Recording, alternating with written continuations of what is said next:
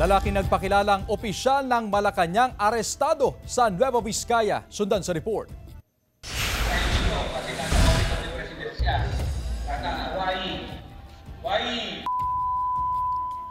Todo kaway pa sa mahigit sandaang leader ng IP o Indigenous People sa convention sa Nueva Vizcaya ang lalaking ito na nagpapakilalang opisyal ng Malacanang. Ang di niya alam, nakakalat na pala sa venue ang mga tauhan ng NBI Bayumbong at NBI Special Task Force. Nang kausapin siya sa isang bahagi ng venue at makumpirma ang kanilang impormasyon, doon na isinagawa ng NBI ang pag-aresto.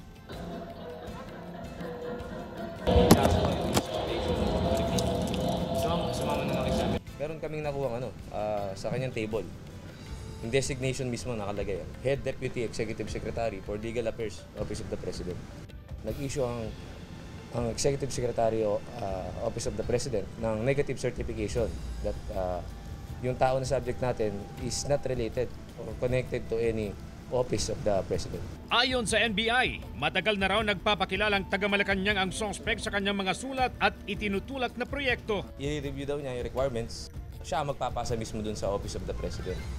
Ang violation niya is under these circumstances is yung Article 177 sa Revised Penal Code, which is yung usurpation of authority. Sinisikap pa naming makuha ang panig ng suspect na nakakulong na sa NBI Detention Facility sa Bilibid. Nagpadala na rin kami ng mensahe sa Malacanang para sa reaksyon nila. Kaugnay nito, hinihintay pa namin ang kanilang tugon. CJ Torida, One North, Central Luzon.